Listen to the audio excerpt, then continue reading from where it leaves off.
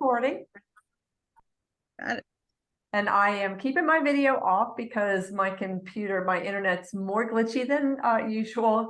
So this way we can keep the flow going. I am super excited. Tonight, y'all get to meet somebody. If you don't already know her work, I am sure you'll be a fan as much as I am. This is someone that I admire deeply as a writer, as a person, as a poetry community member. And I just am so thrilled because this will be my first time hearing her read for her most recent book, Flare Corona, out from Boa Editions. And I did put a link directly to Boa Editions, but if you did want a signed copy, Jeannine, can people reach out to you for such a thing? Yeah, I'm gonna put my website in the chat, and then there's a link to books, and you can order them direct with PayPal. I'll get the order and send them out. Awesome, because I prefer signed copies. It just makes it extra special. And I can put the cocktail card in there with the book. Oh, yay. Yeah. So there is a link to the special cocktail. And there also is a video that you do not want to miss of Jeannine mixing a Flare Corona cocktail. I'm admittedly a terrible mixologist. Not good. That makes it all the better. So I just want to give a little bit of a bio before I turn it over to Jeannine. Jeannine Gailey is a writer with multiple sclerosis who served as the second poet laureate of Redmond, Washington. She's the author of 6 books of poetry, including Field Guide to the End of the World, winner of the Moon City Book Prize, and Flare Corona from Boa Editions. She has a BS in biology and an MA in English from the University of Cincinnati, and also an MFA from Pacific University. Her work has appeared in so many different places: American Poetry Review, Salon, Plowshares, and Poetry. Her website, as you know, is, oh good, Regina is here. I'm so happy. Her website is in the chat section. Jeannine, thank you so much for letting me fangirl and celebrate you here tonight. I'm going to spotlight you. I'm so glad you're here. Oh, thank you so much. Thank you so much for inviting me to be here. Thanks to everybody for being here. And so this is the book. It's called Flare Corona, and that is a picture of a solar flare. We're supposed to have an eclipse this year with a similar, it's called a red flare, a solar flare around our this year's solar eclipse. So anyway, I picked that because the word for an MS acting up is called a flare. And of course, corona is the appearance of the red circle around the eclipse, but is also, of course, the coronavirus. And so I wrote this book between 2016 and when they took the book, which is 2021. And during that time, I was diagnosed with terminal cancer and given 6 months to live. Which was fun. And I saw a grief counselor, I did all the things. Then eventually 6 months later, they were like, well, maybe you don't have a cancer that's going to kill you. Maybe it's a really slow growing cancer. Maybe it's not cancer at all. So I had that good news. And then in this moment of reprieve, I got really sick and I was admitted to the hospital, and they diagnosed me with multiple sclerosis. So that was all kind of in a 2-year period. And I wrote this book about that experience. And of course, right after that, the plague, the coronavirus pandemic started. So it's been an exciting couple of years, hasn't it? It's been super fun. All right. So, but the book is not depressing. It is about this journey, but I try to keep it as light as possible. I'm kind of a science fiction-y fantasy girl, so there'll be some references to that kind of thing in here. And the first poem, I'm starting out a little lighter, is called Self-Portrait as Murder Mystery. I love murder mysteries, Agatha Christie, all that stuff. So this is called Self-Portrait as Murder Mystery.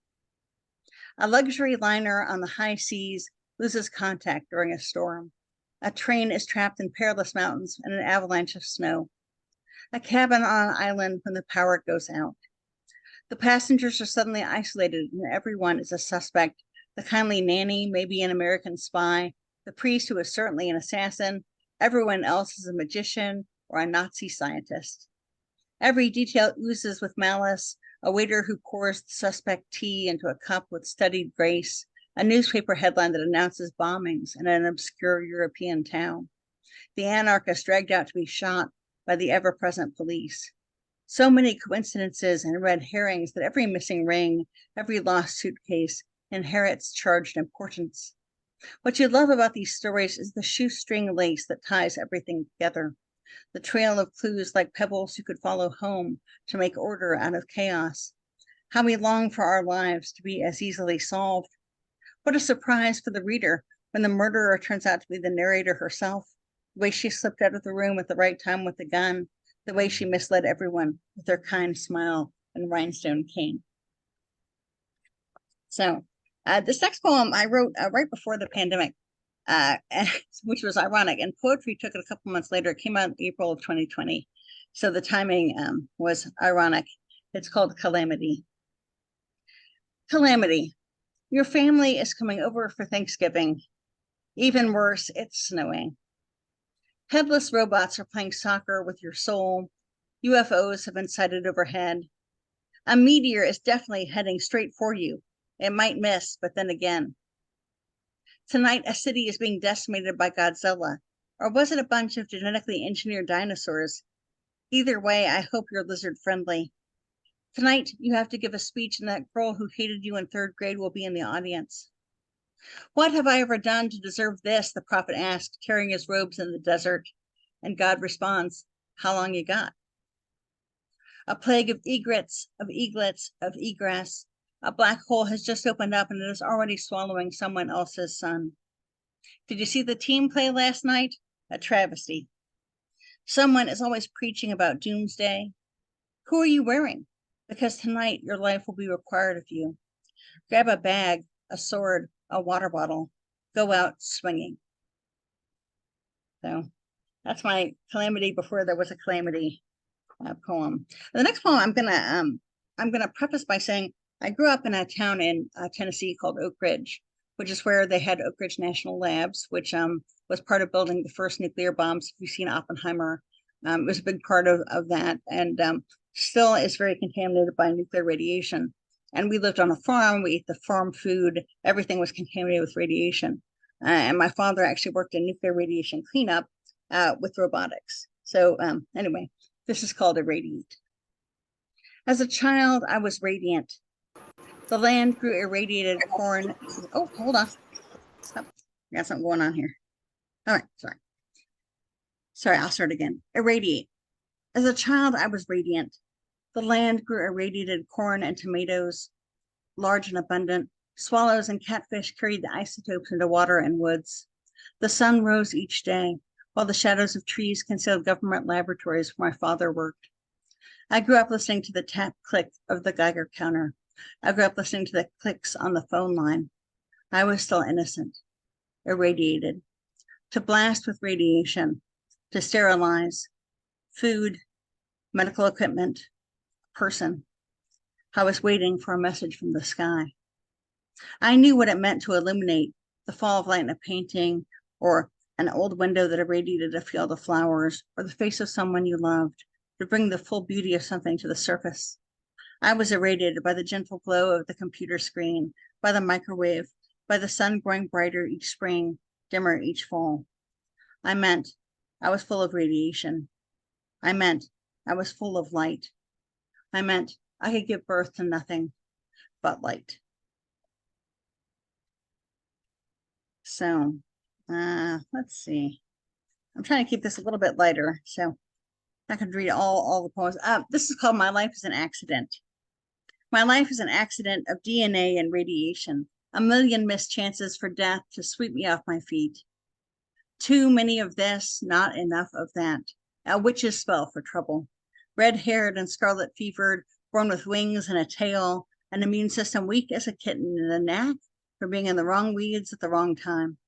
Fascinated with systems, folders, and fossils, tracking down each dinosaur and later delivery systems for rare antivirals, government research into nuclear facilities, conspiracy theories about aliens and solar flares. I was never meant, not planned, not absorbed into the mainstream, never meant to survive this long according to charts and scans. She's a miracle, they said. She's a mutant. She's a baby born of a bad seed. Modern living makes a body bitter. Our blood and flesh filled with hormone disruptors, flame retardants, and false positives. But I'm a haymaker, a harbinger, a fateful warning of things to come. So, let's see.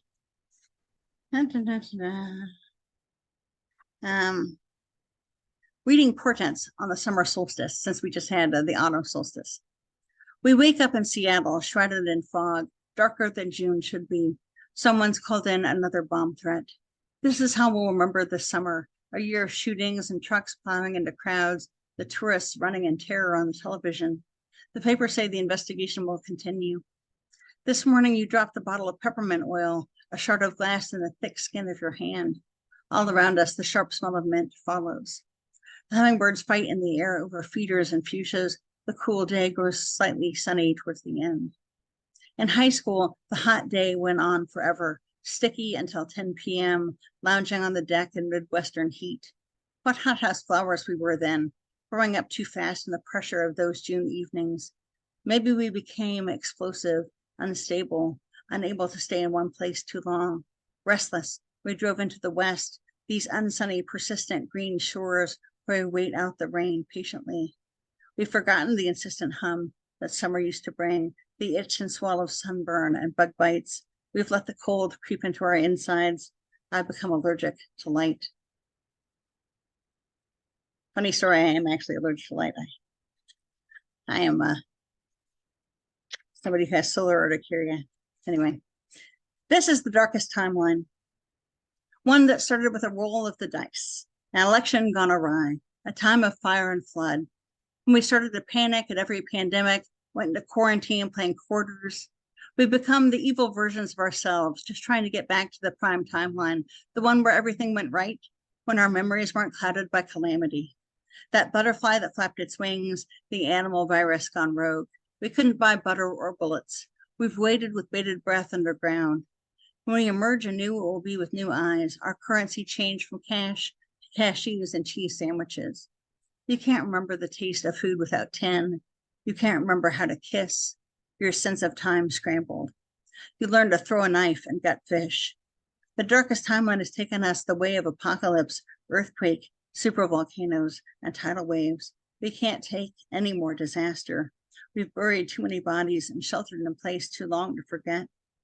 We started this journey, it was nothing left to lose. Now we're too tired to remember how fresh fruit used to smell, the pale pink of cherry blossoms, the days before the coyotes took over our streets. So to continue on the animal theme, I love foxes. Foxes are a bunch of my poems. And during the plague, I went to an island that is almost uninhabited except for a ton of foxes. So this is called In a Plague Year, I Found Foxes. In a plague year, I found foxes all around.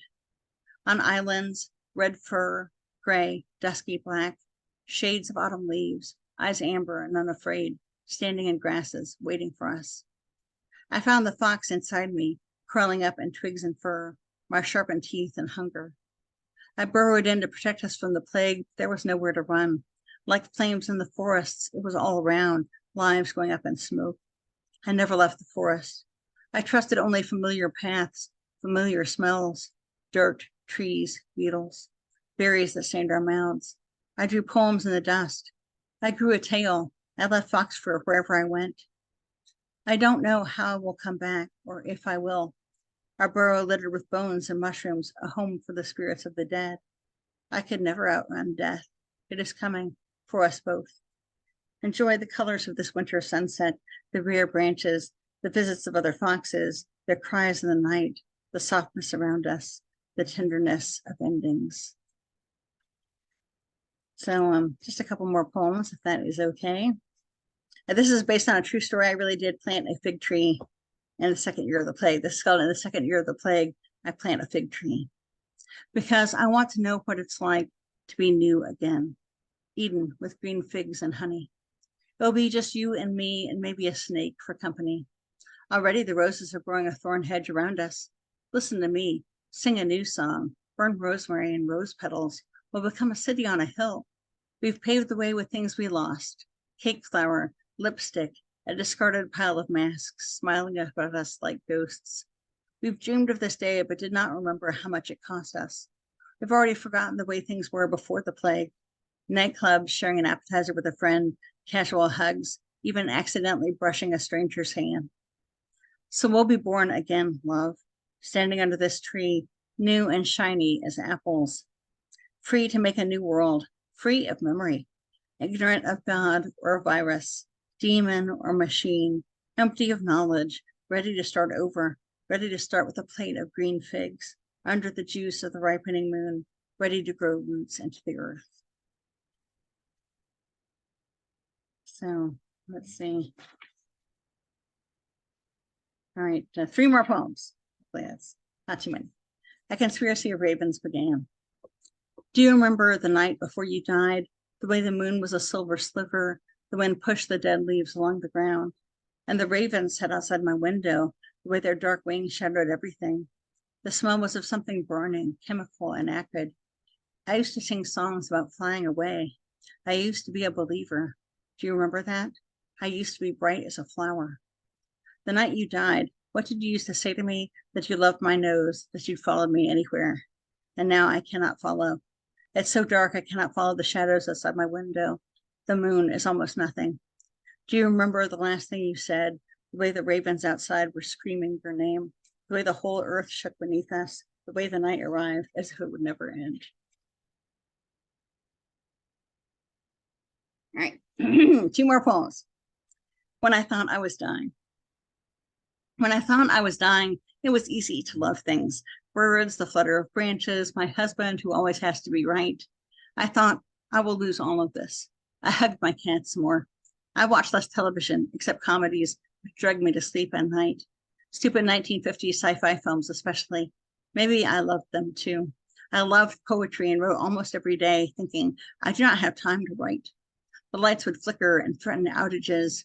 How like our bodies these power lines are, reliable until they are not, eaten by rats or rammed by cars at random.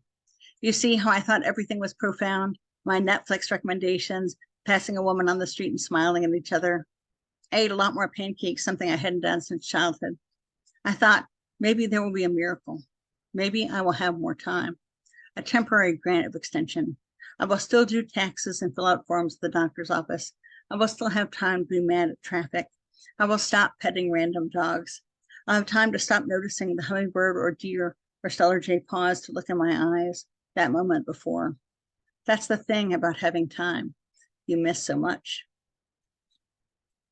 And this is the last poem. I wrote this for my little brother.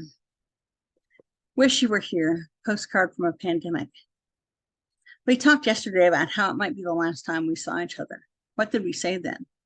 How I said I wasn't scared, but I was. It's different here on this side of the water. More deaths. The statistics seem louder. I hope you are trying to guard me. I sent you a letter and some Tylenol. You still have my sweater and my circular saw. The last time we ate dinner together, we should have said some kind of prayer. We should have said goodbye. Here is a picture of you from 12th grade. I will remember you when all else has perished. I will remember you when humanity has been erased from the earth. We have become fairy tales, like dragons, faintly remembered. You will be flying and carrying a sword. I will be wearing a red cloak, surrounded by fire. Thank you very much. Oh, holy smoke, Jeannine. Oh, you could keep on reading. Everybody was happy, and you're gonna love reading what's in the chat section. I think. Feel free to unmute everybody, and we can just spend a moment of saying thank you and clapping, because it's weird. I know sometimes not to hear. I hope you saw us clapping. We want more. Yes. Yes. Don't you know?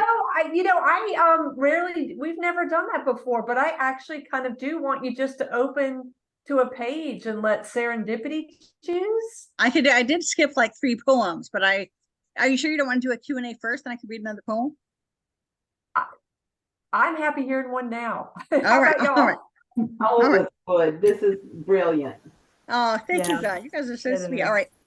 This is one of my, I don't know if you guys ever struggle with writer's block, but it was one of the things that came up at my last reading. And somebody in the audience asked about writer's block, and I said, oh, it's actually one of the poems in my book. So this is called Introduction to Writer's Block. Oh, sorry. It was right before they had taken a picture of my brain and showed me those dark shadows called lesions. You said, you've lost your muse, and you took me to the movies, to museums. We walked along the ocean and the mountains, and still I couldn't write. I've lost my words, I told you, though technically we knew they were still in there somewhere, teeming and crowding, but sometimes I confused one with another aphasia. You can write with just the words you have left, I told myself. Writers write, so you just sit down and do it. What stories are left to tell?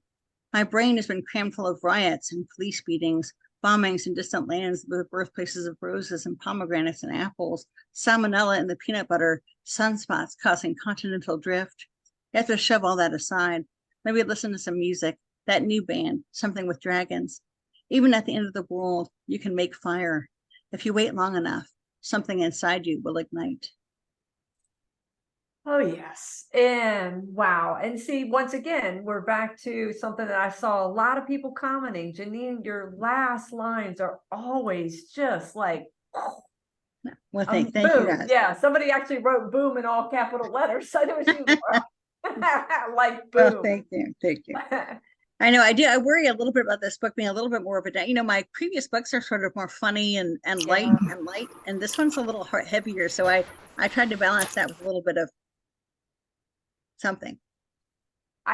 Yes, it's a book that has, you know, a lot of different themes. I mean, but think about what you were going through, but it still has the hallmark way that you have animals in nature as their own like living characters. There's something about the presence of them in your poems that I really enjoy, and I don't know exactly how it is, but I see other people nodding. So they have a real form and a fullness to them as opposed to being a backdrop. And I don't know exactly what I mean, but they're very three-dimensional. They mean something to me when you have them in your poems. Well, that's really I love animal. I'm an animal person.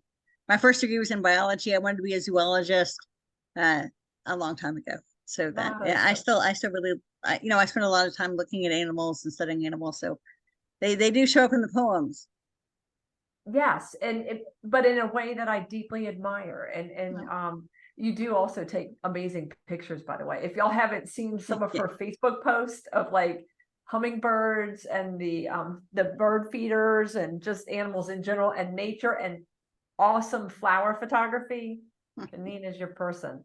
I didn't see any questions, but if you have a question, just feel free to unmute. We're real relaxed here. I have one. Yes, go. It's a little off the wall. What's the island with all the foxes? That is San Juan Island in the coast of Washington. So it's a beautiful place. There's a place that does residencies for scholars, mostly scientists, and I've gone there a couple of times, and it's just an amazing place. It's just it's so empty. You know, you can drive and not see anybody, and you can watch whales from the shores. The foxes will come right up to your door to beg for food. It's very interesting and intense, and so it's a really special place that I really love. I love going there. That's awesome. I noticed that a lot of people were, yes, Deborah, you have a question? Are you ready for questions or Yes, please. comments or whatever? Jeannine, I just love your poetry. I like the calling up of the animals, and you're bringing in mythologies into not in an overt way, but you're bringing all that energy from these archetypal fox, raven, etc., that just add a lot of resonance. And I think they're very brave poems, and to speak to what you're speaking to, which is your own mortality and the world, excuse me, the world's precariousness, I guess I would say. Yeah. I think you've just addressed them beautifully and lyrically, and I'm so excited to know about you. Are you still out on the West Coast? Is that where you live? Yeah, I live I'm kind of in the exurbs of Seattle. I live about 45 minutes out in kind of a rural area outside of Seattle. It's beautiful. Come out and visit. What? I say come out and visit me. Oh, come out and visit. Right. It's love. Thank you, Deb. That's really kind. But Deborah, I think you hit on something, you know, with the depth of the topics and the subject matter and how it's bravely faced. To me, I didn't feel like a deep heaviness, but I did feel particularly that one poem where it talks about how when you don't have like an ending, there's this sense of wasted time. And now I'm trying to find where it was, but it was such a beautiful, when I thought of I was dying, it was easy to love. Yeah. And then you miss so much. It was just so powerful. It really just stayed with me. It was one of the first This is- poems I wrote in that book too. Was it? Okay, that's amazing. Does anybody else have a question or a comment, something that you'd like to, Shamala? I just wanted to say, they're very true poems. I did the cancer dance last year, so a lot of the same, and occasionally it was almost too hard to hear the poems, but oh, they were so good and so true, and it would be so easy to write about that stuff with just the pain or just the sorrow or the fear or the whatever, but it's like, hello, here is life. Right. As well, and so much love and passion, and yeah, I can't admire it more for that. Thank you. Thank you. Thank you. And I may visit you in Seattle someday. I have You friends should. up You there. totally should. And I'm No, in honey, it's San just living Jose, out here. so Yeah, if you're down here. Yeah. Thank you. Shamala, can I read what you wrote here? Right at 7:14, you said, I can barely bear this. This is so intense, but so beautiful. Yeah, I would like to echo that as well, that there was so much, it went by pretty fast. I would love to hear them even a little bit slower. Yeah. And that'll be my pleasure when I enjoy the book. But for all the things you've gone through, for the cancer and the MS, a terminal diagnosis that's gratefully changed, and then COVID, and then all the stuff that you mentioned about the situation of the world. And like the last three speakers said, there's not a shred of self-pity in this at all. And that's really impressive. And though they're dark, they're not despairing.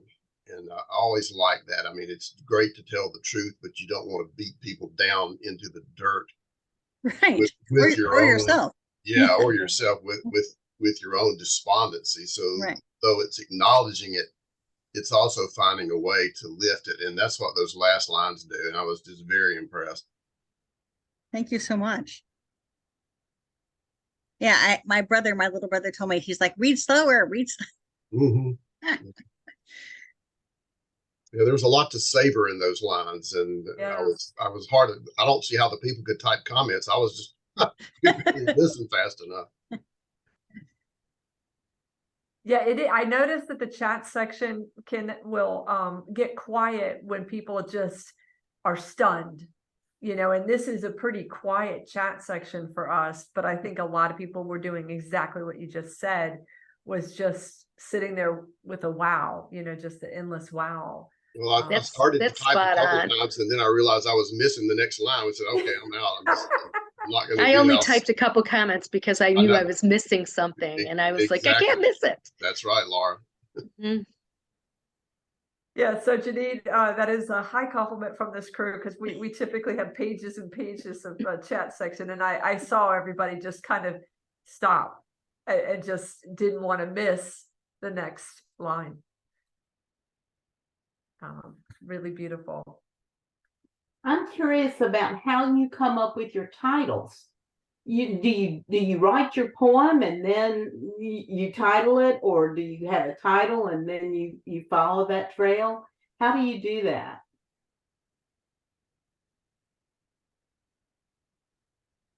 Hang on, we might have lost her. Give her just a second to come back.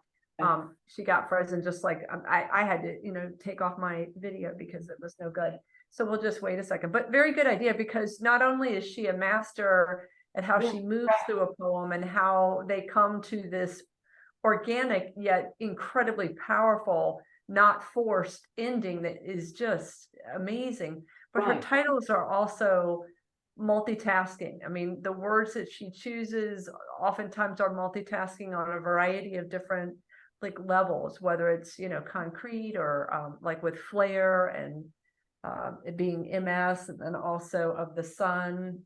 Mm-hmm. And Corona, of course, being multiple as well. Yeah, Glenn, Yeah, thanks, Glenn. I'm sure she'll be back on, so we'll just give that a minute. Did other Okay. people have a comment that, or a question for Jeannine? I mean, this is her 6th book, and many of the other ones I've adored as well, but this is still classic her, but much harder topics, and grounded in a reality that we all live through, which I just admire deeply the way she did this. Oh, there she is. I see her. Good. So Malika, who was her publisher? I didn't catch that. This last one was Boa Editions. I believe that several of the other ones have been, yes, savor is a good word for the experience of our listening, savoring her words and emotions. Yep, the craft in these poems. Thanks, Jeannine. You've missed a ton of compliments. I'm so sorry. My whole computer froze up. I've never had that happen on a Zoom reading before. I apologize. Oh, well, I thought you had frozen up, but I was like, maybe it's my computer. But then No. it happens. We have all seen me freeze multiple times. I'm just glad you're back. But the question that people were asking is, how do you title? Donna was saying, your titles are so amazing. Do you come up with the title first, or does that come after you've written the poem? That's a good question. Sometimes the title comes to me by itself without the poem. Sometimes the whole thing comes at once, so it just depends on the poem. I think Calamity started with the idea of calamity. Like, what would all the calamities I could imagine be like? And that's kind of how that poem was born. But in the other ones, in the plague year poems and the introduction to poem, that sort of had the whole poem at once, because how would you talk about this idea? And sort of the whole formation starts with this idea and then kind of expands. So it kind of depends on the poem. Okay. I think, Ken, was it you that was asking who are the other publishers? This one was Boa Editions, but you've had a couple of publishers. I've had some wonderful publishers. Moon City Press was the one who did Field Guide to the End of the World. I won their Moon City Press book prize. That was my 5th book. My 4th book was Mayapple Press. They do feminist science fiction. They did A Robot Scientist's Daughter.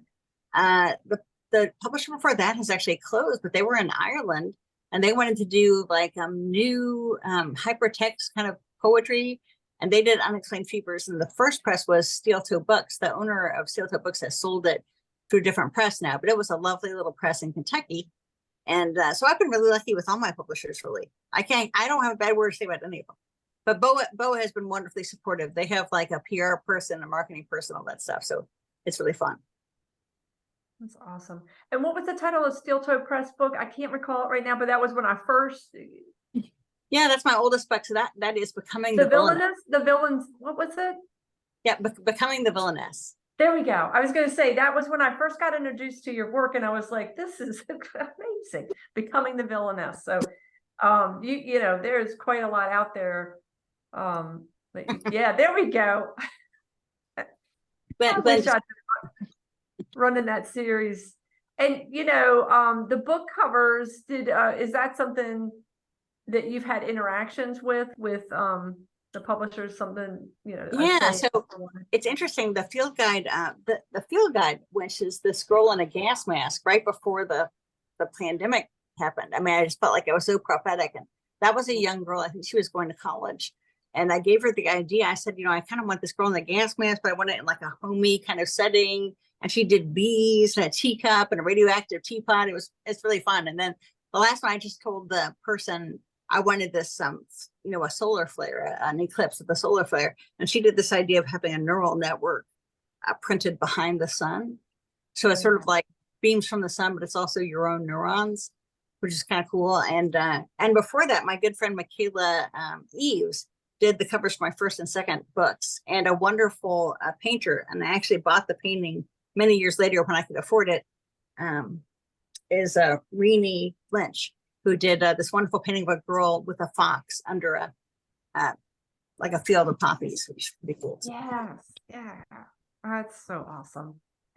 Anyway, there it is. Could you hold that up just again, because it's a gorgeous cover. Yeah, it's a beautiful painting. It has my foxes. Yeah, and listen to the title. She returns to the floating world. Is that? Yeah, that's right. Yeah. And this press also the original press was Kitsune Books, but they closed as well. And Two Sylvias took over publishing it. So Oh. Two Sylvias Press is the place to get that. Yeah, Oh, I Two thought you Sylvias had been Press. with two Sylvias. Yeah, Right, great press as well. It's a couple of friends of mine that run that. So I awesome. totally forgot about them, but they are important and awesome. So sorry about that. No, it's good. It's good to have that, that list of publishers so that if you are looking for a particular book, you know where to track it down. Absolutely. Did And I it's all miss on the anybody? website too. Oh, sorry. No, go for it. Say it again. Oh, I was just going to say there's on that website, the webish6.com, there's the books are listed there and you can order them from me or online or from the publishers. So. Awesome. So don't forget, if you want a signed copy, to reach out to Jeannine via the website. Yes. I don't think I see any more questions. Did I miss somebody? No? Okay. Well, then we have just a moment of saying thank you so much, Jeannine, and I Thank you. am so glad that we got to do this. Thank you so much for saying yes. Oh, sorry. And sorry about the technical malfunction. I'm actually going to get off the phone and try to get back in on my regular computer, but I think I have to restart it. So it'll be a couple minutes. Oh, perfect. No worries. And yeah, Regina just put excellent reading. Yeah, it was gorgeous. And actually, you're going to have to listen to that part or talk to Glenn about all the compliments that were going on. He said, you're getting all these compliments. I was like, I can't hear them. It'll be on the tape. That's right. I didn't make a call for open mic. So if you just want to, tell me if you'd like to read, we'll just go naturally into that. All right, I'm signing off, but I'll try to sign back in. Thank you, Melly. Perfect. Thanks. Bye. I can do it going to like Donna. Thank you, Jeannine. Well, I thought I'm fascinated with her poetry. It's absolutely brilliant. I think I'll start with one, a very short poem. After a diagnosis, after I was diagnosed with cancer, I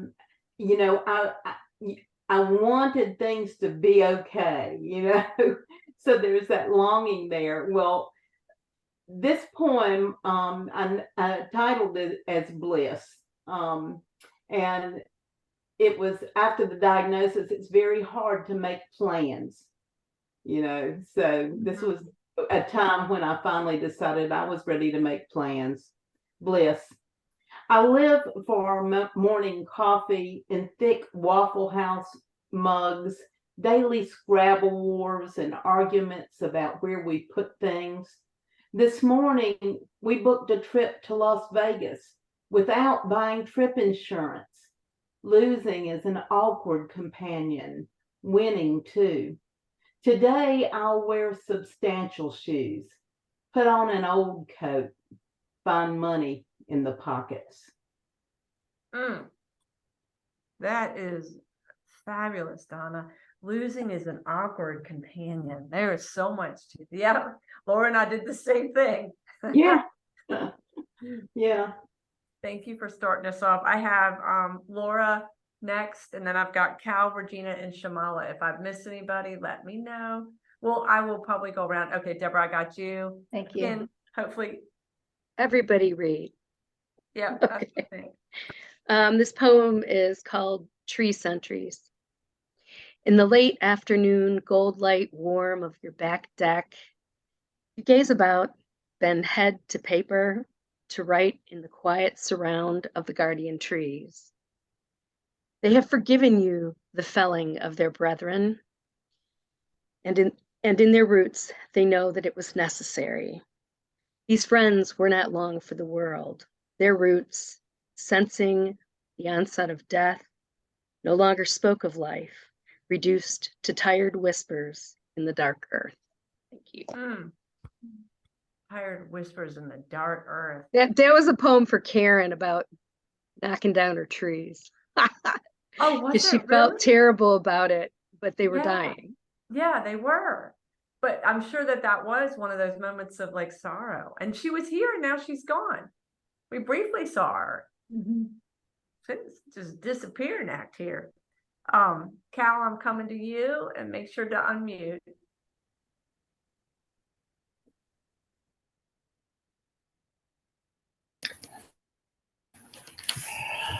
All right, there we go.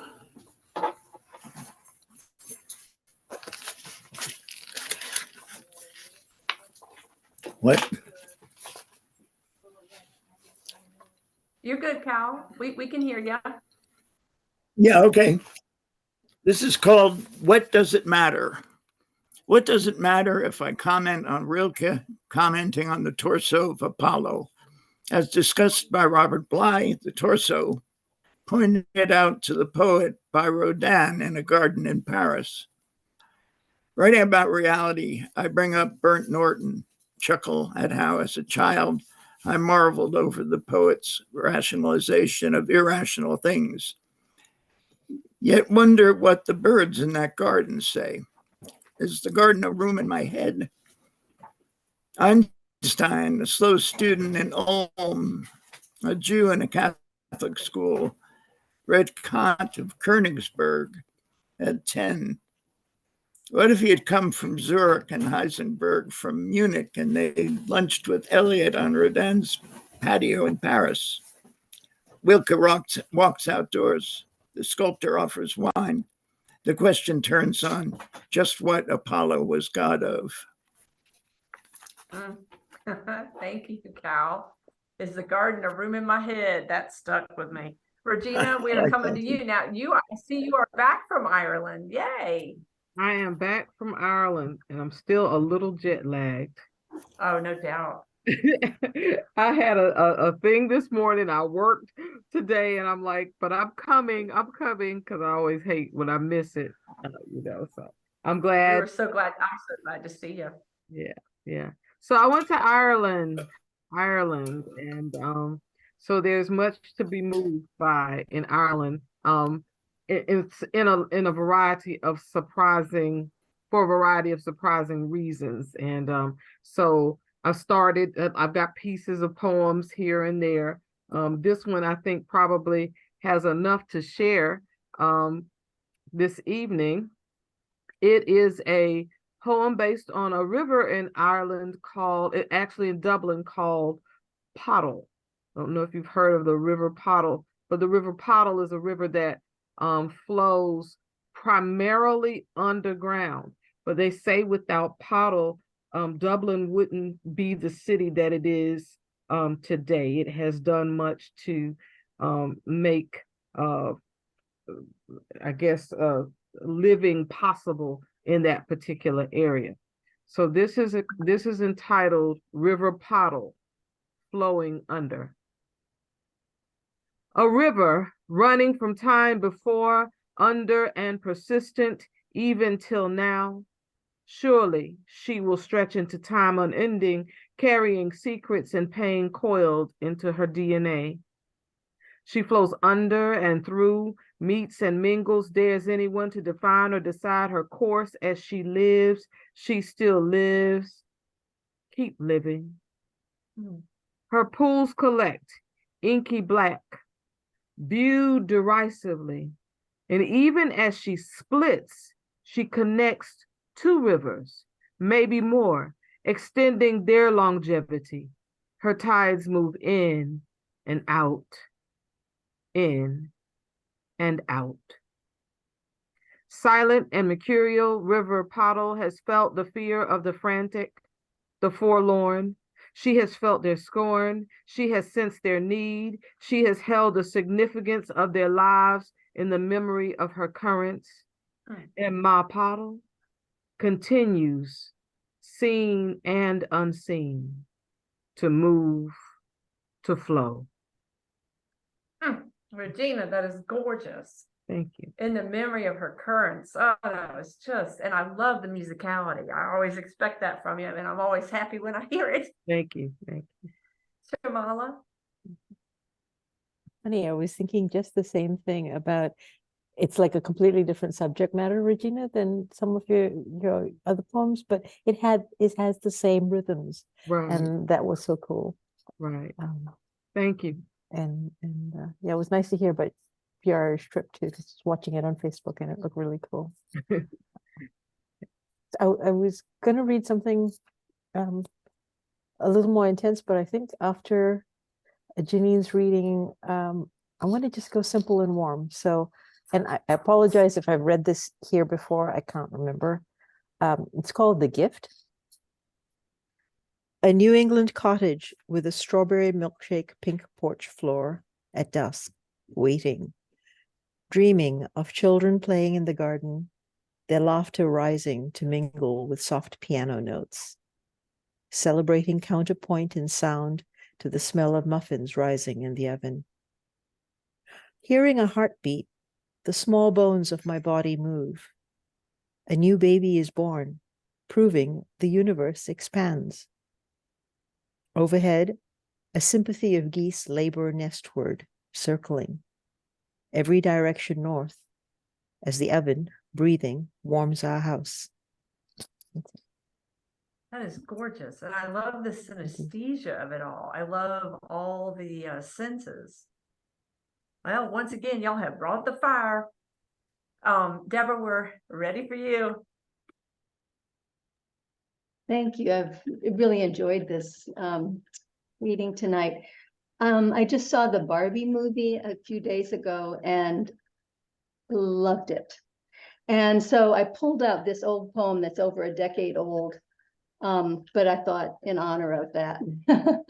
I haven't read it in a really long time, but it's called I loved the way the movie got the way girls played with their Barbies. I thought that was brilliant. Anyway, this is called To a Barbie. She dresses you in evening gowns, pushes shoes onto your achingly arched feet, bends you at the waist, and forces you into Ken's car, Ken's boat, Ken always whisking you away. She moves your arms, wave hello, better wear your windbreaker. How tiring to have a pink smile painted on over a smear of white teeth, your eyes the blue of a chlorine pool, always open. Would you be happier alone in the kitchen with your miniature stove and tiny unbreakable cups? This coffee sure tastes good, she says for you, then strips you again, rakes the comb through your coarse bleached hair, then, excuse me, then drops you in hot sand under a killer sun. Grit gets in your cracks while she eats an ice cream cone.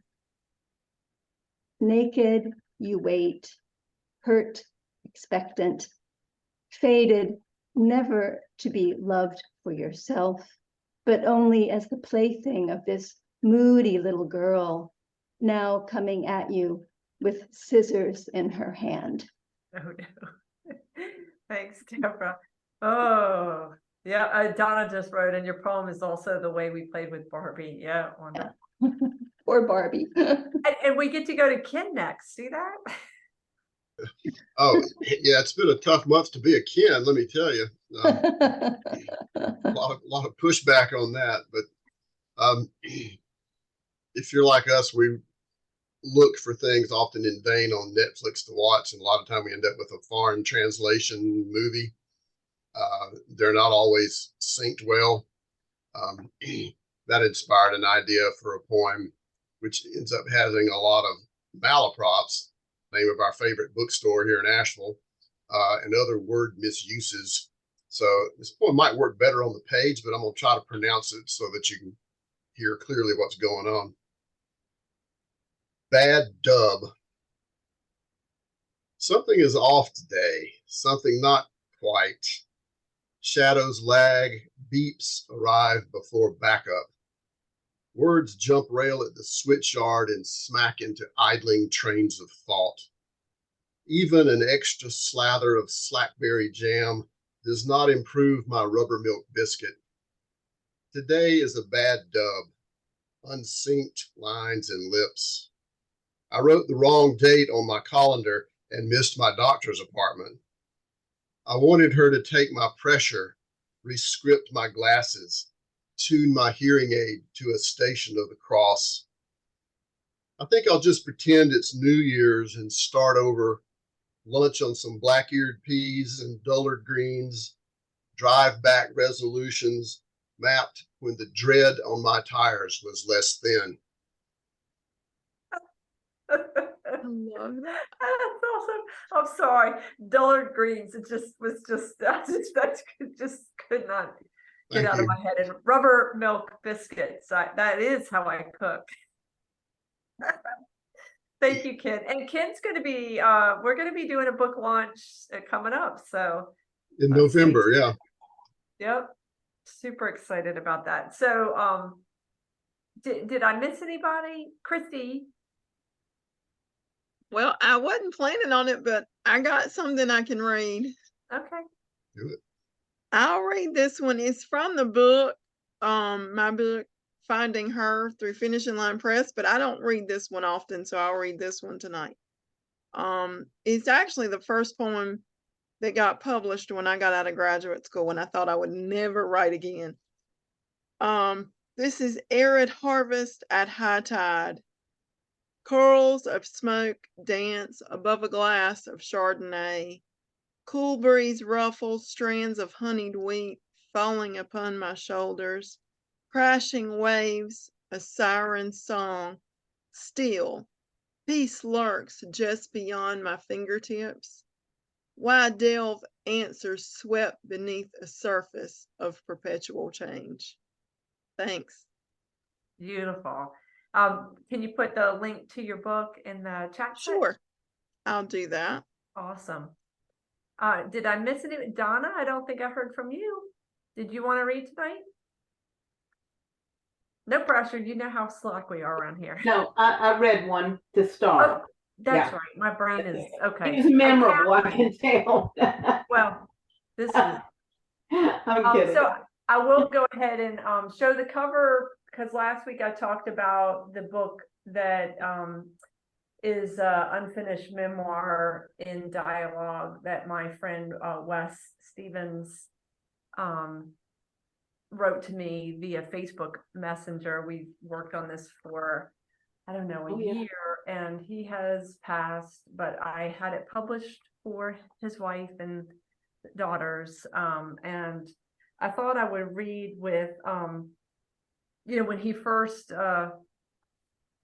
wrote a poem. And for those who don't know the backdrop, this is a friend of mine, a combat vet who served in Iraq and Afghanistan. And one morning, really, it was 1:30 in the morning, Christmas of, I think, 2019, he called me via Facebook Messenger, and I was up and oddly picked up, and we started talking, and I recognized that, he was struggling with PTSD and a lot of the things that are familiar to me with the work that I've done with Equine Services for Heroes. And then also my partner at the time was also a combat vet. And so I thought we had met in a writing class, and I suggested he write, and I sent him some combat veteran poets who were fabulous, like Brian Turner and a couple other ones. But we actually met in a bar. I don't think I would have told him to write if I hadn't recognized that he had never taken a writing class, but he was a natural. And so this was, the book that came from this dialogue between me and my friend. He died, unfortunately, before this could be published and before we could really work on it together. So this, he was in Alaska, and he called it my Breath of Alaska. And he said it was the spring of 2003 before I went to Iraq. So Goose Bay, Alaska, May 16th, 2003, before re-enlisting. We gaze at a blood moon. The bears come to the dam. They seek precious meat. We shoot rubber bullets and observe the chaos.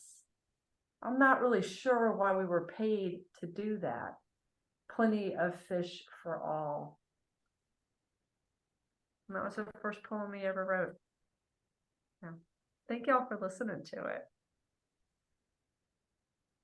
I'm really glad that we were together tonight. I want to thank everybody for you know, good community, good poems, good company. And I do also really want to point out that there is a link to a cocktail that you can pair with Flair Corona. And there also is a YouTube video. If you didn't clip it, you might want to copy and paste it now, of Jeannine actually making the cocktail. But I think we should have a cocktail night with our favorite book of poems and favorite cocktail or mocktail. In my case, it'll definitely be a mocktail. But that would be a fun night. Maybe we could do that in December. I'll think about a time that we could do that, and I'll send out a notice. Be well, Jeannine. So lovely. It was everything I would hope for, and so much more. I'm so grateful for you for writing, you know, the really hard and yet stunningly beautiful, powerful work that you do. Thank you. Thank you for having me. Thank you for being here. Thank you for inviting me. It's been a pleasure. Awesome. Thank you. Thanks, guys. Be well. I'll see Thank you, next week. Jeannine. Thank you, Hi, Malika. Jeannine Yeah. and Malika. Thank you, Malika.